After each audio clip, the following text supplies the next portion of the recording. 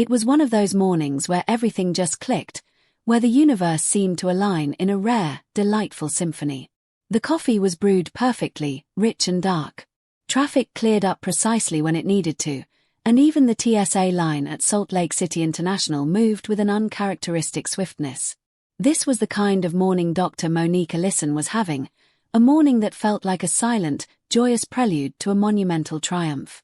At 6:43 a.m. in Terminal A, Monique, sharp in a tailored navy pantsuit and low heels, rolled her slim carry-on through the concourse like she owned the very ground beneath her feet. Her assistant, Taylor, had already texted the final agenda for her Geneva meeting, every detail meticulously planned. The car that picked her up at 5:10 had been on time to the second, and the barista at the corner coffee stand, a small, delightful touch, remembered her name, Monique, not Dr. Ellison, just Monique, exactly how she liked it. This wasn't just another business trip. This was the trip.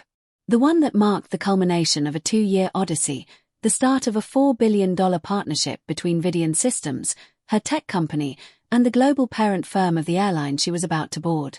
2 years of grueling negotiations, revisions, compliance audits. Monique had led the entire process with the kind of precision most executives only pretended to possess. She wasn't born into this world of high finance and corporate titans. There was no trust fund, no elite Ivy League handouts, just raw grit, lines of code, and an unshakable patience that had carried her from community college to Stanford, from cramped server rooms to gleaming boardrooms. And now, after all that, she was headed to Switzerland to sign the final agreement in person. The airline, in a gesture of anticipated camaraderie, had even sent her a customized welcome kit. Their logo embossed in silver, her name elegantly debossed. First class. Direct flight. Window seat. She reached the gate early, as she always did. The terminal was unusually quiet, almost too clean. Outside the tall windows, the Utah sunrise glazed the tarmac in soft orange, casting a serene glow. Flight attendants stood off to the side, chatting casually. The boarding group hadn't even been called yet. Everything was calm. She settled into her seat, pulled out her iPad, and glanced at the Vidian dashboard. Numbers looked solid. Engagement up. Downtime low. Shareholders were going to be very happy by Q3. And then, a voice, cutting through the quiet hum of the terminal. "Excuse me, Monique looked up. 2 men. Security. One older, built like he hadn't missed a lunch in years, his face a landscape of hard lines. The other younger, stiffer, wearing mirrored shades indoors, a faint, unsettling echo of unearned authority. Monique looked up, polite, alert. She lowered the volume on her earbuds. "Yes. We need to speak with you. Step over here, please." She blinked. "About what?" "This won't take long." No explanation. No badge shown.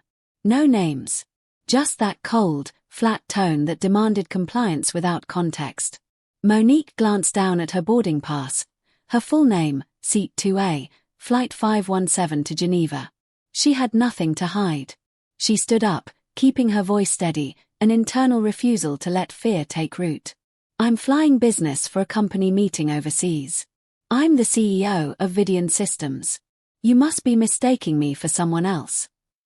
But the older guard was already motioning toward a side hallway near the gate podium, a narrow, nondescript passage that seemed to materialize from the wall itself. "No mistake, Just a few questions. Won't take long." She paused. People were watching now. A middle-aged couple, their faces frozen in quiet judgment. A college student in sweats, his eyes wide. Even one of the flight attendants, her polite smile gone, her lips slightly parted as if she were about to whisper. Monique felt her heart thump once, then again, a little louder the second time. Still, she followed. Not because she trusted them, not even because she felt safe, but because she knew what refusing could look like. Every step down that narrow hallway brought more questions and not a single answer. The hallway was dull, with overhead lights that flickered just enough to notice, the kind of forgotten space that felt like it wasn't meant to be seen by the public, like it hadn't been cleaned since the last fiscal year. Monique stopped walking. "Can someone please tell me what this is about?" The older security guy looked at his partner. The younger one leaned against the wall, arms crossed, saying nothing, his mirrored shades reflecting only the flickering lights. Finally, the older one cleared his throat. We received a report. Passenger matching your description. Suspicious behavior. Had to follow up. Monique frowned. Suspicious behavior. What does that even mean? No details. Just a tip through the airline's internal reporting line. We're required to investigate. She raised an eyebrow, a challenge in her gaze. Did this report say anything I should know? Something I did, supposedly. The older guard shrugged, a dismissive gesture. Didn't say. Could be nothing. Monique let out a slow breath through her nose, clinging to the last vestiges of her composure. Then why was I pulled aside and not spoken to like a normal person at the gate? No response. She glanced around. Am I being detained? Again, nothing. She pulled out her phone and began typing. We'll have to ask you not to use your phone during this. I'm texting my attorney. You're holding me without cause before an international flight. You think I'm not going to document this? The younger guard finally spoke, his voice flat. We're just trying to keep people safe. Monique turned to face him directly, her voice dropping, each word a finely sharpened blade. Are you keeping people safe, or just reacting to a phone call from someone uncomfortable seeing a black woman in first class? That hung in the air, a potent, uncomfortable truth. No one answered. For the next 15 minutes, they asked the same questions over and over. Where are you traveling to? What's your reason for travel? Do you have any checked bags? What company are you with? Every time she answered, the same pause followed, like they were waiting for her to trip up, say something different, give them a reason. She kept her answers sharp and consistent. Geneva, business meeting, no checked bags, Vidian Systems, I'm the CEO. The younger one scribbled something in a small notebook, never once looking her in the eyes. The older guard seemed like he didn't even want to be there. At one point, he muttered, could be a false alarm. She looked at him. Then let me go. My flight's boarding. He sighed. We'll clear it up soon. But by the time they finally walked her back to the gate, the screen above had already changed. Final boarding. Gate closed. Flight 517 was gone. Monique stood in front of the window and watched as the plane slowly backed away from the terminal. The same plane she was supposed to be on. The same plane she'd planned her whole week around. The same plane that had a seat with her name on it. Her hands were cold, not from fear, but from pure, raw disbelief. I'd like a written explanation of why I was removed, she said flatly, her voice devoid of emotion. The older guard scratched his head. We don't usually do that unless there's an incident report and... I want names. Yours, his, and the name of whoever filed that anonymous report. The younger one tensed. That's confidential, She nodded, biting the inside of her cheek until she tasted copper. So, you can detain me for almost an hour based on nothing, cost me a flight worth over 5 figures, and then walk away like it didn't happen. You're free to rebook, the younger guard offered, his voice slightly softer now, as if trying to placate her. The airline may cover part of it. She didn't respond. Just stared at him, a beat passing, then 2, stretching into an eternity. Then she picked up her carry-on, phone still clutched in hand, and walked away. Not a single person stopped her, but she could still feel their eyes, 100 silent judgments, following her. What no one knew, not those guards, not the passengers, not even the airline, was who Monique really was. And what she'd do next. Monique sat at a small, unassuming table in a cafe just past airport security. She wasn't there because she craved coffee, nor because she had time to kill. She was there because she desperately needed a second to breathe, to allow the suffocating weight of the past hour to fully settle. Her fingers hovered over her phone, trembling slightly. She wasn't sure who to call first, her chief legal officer, or the chairman of Vidian's board. The enormity of the decision ahead already pressed down on her. Instead, she called Taylor. Hey, her assistant answered on the second ring. Chipper as always, her voice a stark contrast to the churning turmoil in Monique's gut. You land early or... I didn't get on the plane. A pause. A long, stunned silence on the other end. What? Why? What happened? Monique lowered her voice, the words feeling heavy and hollow as she recounted the humiliating details. Security pulled me out of line. Said someone reported me as suspicious. Didn't explain who, didn't explain what. Questioned me for almost 45 minutes. Taylor went completely silent. I missed the flight, Monique added, the simple statement pregnant with the weight of missed opportunity and profound injustice. I'm sorry. I don't even know what to say. Are you okay? Taylor's voice was soft, laced with genuine concern. I'm fine, Monique said, but she wasn't. Her shoulders ached from the tension, a tight knot of fury and disbelief. Her heart hadn't slowed since the moment they asked her to step over here. Do you want me to alert the Swiss team? Delay the signing? Taylor asked, her voice tentative. Not yet. I need to make some decisions first. After they hung up, Monique just sat there for a few moments, staring at the foam clinging stubbornly to the side of her untouched coffee. Her mind kept looping through every second of the incident, like a broken reel that wouldn't stop spinning. She remembered the faces in the terminal, all those strangers watching, but not saying anything, none of them asking questions, none of them stepping up. And those two guards, neither one had asked if she needed anything, no apology, no explanation, just business as usual, a cold, indifferent efficiency. She took out her iPad again, but not to check emails. Instead, she opened the shared drive where Vidian kept its active projects. One of them was labeled Project Atlas. That was the code name for the $4 billion partnership. Cloud storage, AI infrastructure, enterprise tools, a decade-long deal. And now, all she could think about was what it would look like to walk into the boardroom next week and say, pull it. She closed the iPad as she exited the cafe. Her phone buzzed again. This time it was a call, a private number. She let it go to voicemail, but it rang again, persistent, the same number. She answered. This is Monique. Dr. Ellison, this is Alan Rusk. I'm one of the directors at Northern Air. Northern Air. The very airline that operated her missed flight. The same company her team had spent months negotiating contracts with, the partner to her monumental deal. We were informed there was an incident this morning involving security, he said, his voice crisp, male, mid-40s, perhaps. I just wanted to personally reach out and assure you that we're investigating the situation thoroughly. Monique didn't respond immediately, letting the silence hang. He continued, clearly uncomfortable. Our preliminary report says it was based on a passenger tip. No profiling was intended, of course. It was a precaution. A precaution, she repeated flatly, the word tasting like ash in her mouth. Yes.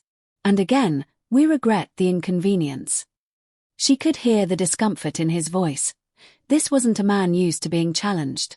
Inconvenience, she said, her voice dropping, the controlled calm giving way to a dangerous edge. You think this was about inconvenience, Dr. Rusk? I was humiliated. Pulled from the gate like a threat. No details, no apology. And I missed a meeting with international investors because of your team's precaution. He went quiet for a moment, clearly scrambling. I understand your frustration, he said, though it didn't sound like he really did. We're committed to making this right. If there's anything we can do. There is. She took a breath, steeling herself. Be ready for a formal notice from Vidian Systems. Excuse me. She was already walking away, her voice cutting him off. Next time your security decides to treat a black woman in a suit like a security risk, make sure you know who she is first. But what Alan didn't know, and what Monique was just beginning to realize herself, was that this wasn't going to be a private correction. It was about to become public, loud, and very, very expensive. Monique didn't cry. She didn't scream. She didn't even tell her driver what had happened. She sat in the back of the black SUV as it pulled away from Salt Lake City International, silent, her arms folded across her chest. Her mind kept looping through every second of the past 2 hours, like a reel that wouldn't stop spinning. She wasn't embarrassed. She was angry. The kind of anger that didn't rush, that didn't explode. It simmered, heavy, focused. By the time she stepped into her condo in Scottsdale that evening, the Arizona sun had dipped low, casting long shadows across the floor-to-ceiling windows. She placed her bag by the door, kicked off her shoes, and walked into the kitchen without turning on the lights. Her phone buzzed. A text from Taylor: "Let me know if you want me to draft anything for the exec team, or just talk. I'm here." She stared at the screen, then another ping. This time, a text from Leandra Cho, Vidian's general counsel. "Heard. I'm furious. Whatever you want to do, I'm backing you. Say the word." Monique dropped her phone on the counter and opened the fridge. She poured herself a glass of water and stood there, staring into space. The silence in her home felt louder than the interrogation room. She thought about how easy it would be to say nothing, let it pass, brush it off, protect the business, keep the contract, do what's always been done. But then she remembered the look on that younger guard's face. Blank, devoid of recognition, like she didn't matter, like she didn't belong there in that first-class seat. Her board was expecting her in Geneva, signing a momentous deal. Instead, she was now facing the kind of crossroads most leaders avoid at all costs: principles versus profit. She grabbed her phone and typed a message to Leandra: "Can we get the board together for an emergency session? I want to talk before Monday. And I want this documented. Everything. Every interaction. Every conversation." She hit send. Then she walked over to her home office, flipped on the light, and sat at her desk. Her laptop powered up with a low hum. She opened a blank document and typed the subject line: "Nair Air Incident, Personal Statement from Dr. Monique Ellison." Her fingers paused over the keyboard. This wasn't just about her anymore. This was about the next Monique.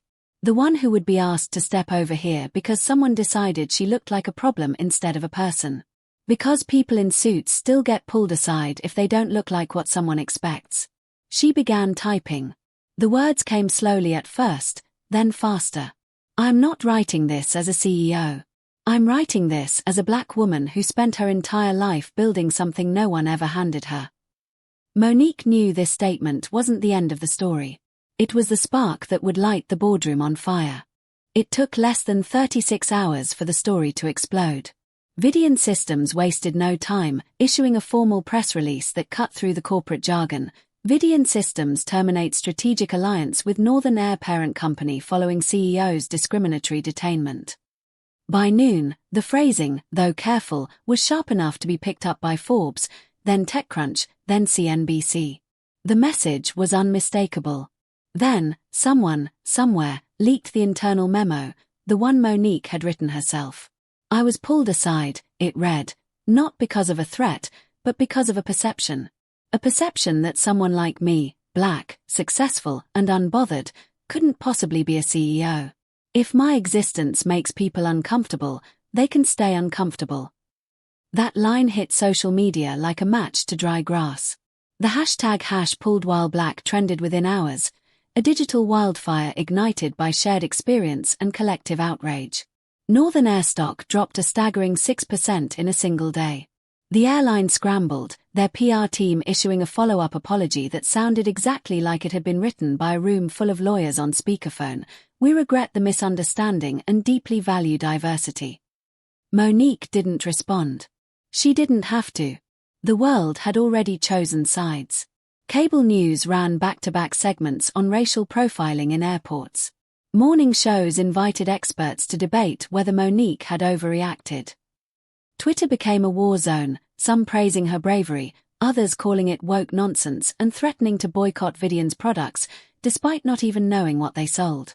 But the digital noise soon translated into real-world impact.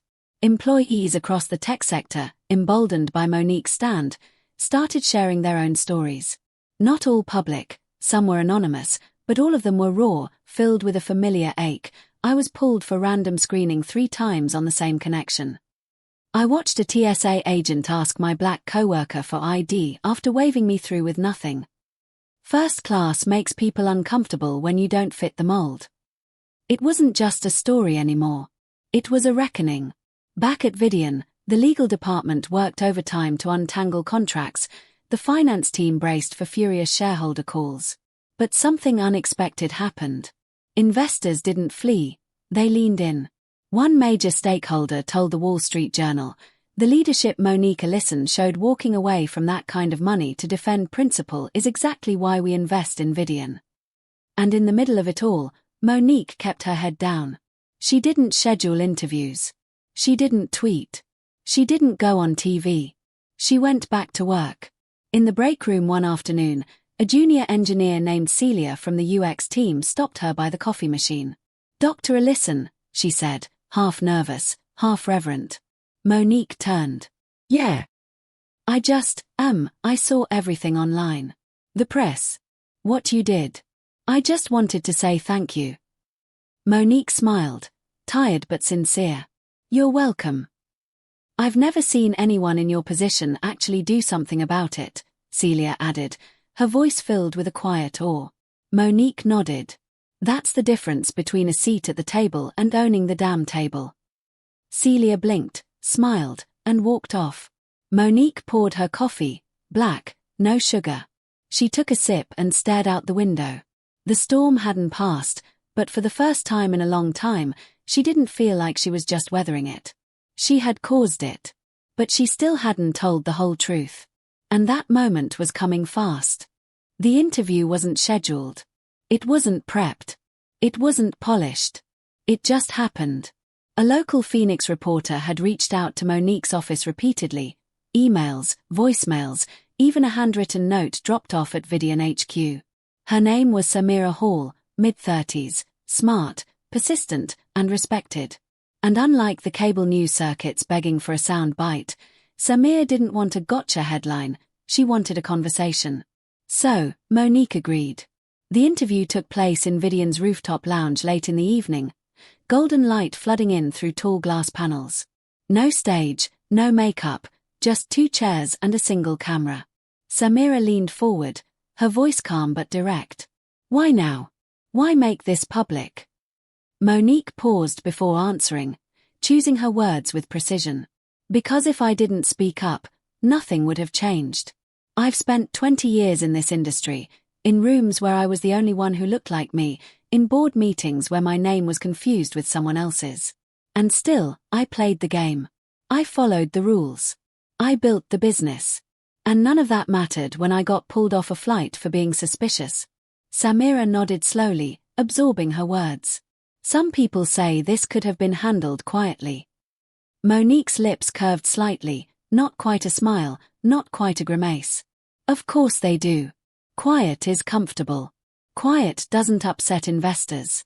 Quiet keeps the doors closed and the money moving. But the people who look like me, we don't get the luxury of quiet." Samir pressed on. "Do you think the airline will change anything because of this?" "I don't know," Monique admitted, her honesty stark. "Maybe they'll hire new consultants, issue a revised policy, launch a campaign. But that's not the point." "What is the point?" Samira asked, her gaze unwavering. Monique looked straight into the camera, her voice resonating with conviction. "The point is, I don't have to explain myself to be treated with dignity. I don't need to be famous or wealthy or highly educated to be respected at the gate. I need to be a person. That should have been enough." A long pause followed. Samir allowed it to sit there, no rush to fill the silence. Then, softly, "Do you regret walking away from the deal?" Monique leaned back, her composure unshakable. "I regret missing the flight. I regret not being in that room when the ink dried. But the deal? No. I built this company to make smart tech, not to excuse bad behavior. $4 billion can't buy back your dignity." Samira looked down at her notes, then back up. "One last question," she said. "What would you say to the woman watching this right now, who's afraid to speak up, afraid to risk what she's worked for?" Monique didn't hesitate. Her voice was firm, resonant, a quiet rallying cry. "I'd tell her, you were never meant to play small to make others feel big. If the table shakes when you speak, maybe it wasn't built for you in the first place." The camera clicked off. The producer gave a thumbs up. Samira reached across and shook Monique's hand. "No one's going to forget this," she said. I hope not, Monique replied. She walked out of the lounge into the warm Arizona night, the air still but her steps lighter than they'd been in days. But before she disappeared into the evening, Monique had one more thing to say, one more truth to share with the world. She sat alone in her home office, the same one where she had typed that first statement. The headlines had slowed. The noise had faded. The deals lost, the shares regained. But something deeper had shifted within her, within the company, and maybe even beyond that. She opened her laptop and began writing again. This time, it wasn't a memo. It was a message. Not for the board. Not for her employees. Not even for the press. It was for anyone who had ever been mistaken for less, anyone who had been watched for walking too confidently, anyone who had been asked, "Can I help you?" in a place they belonged. She clicked publish on Vidian's official site. It read, "You don't need a billion-dollar contract to defend your dignity. You don't need a boardroom title to demand better.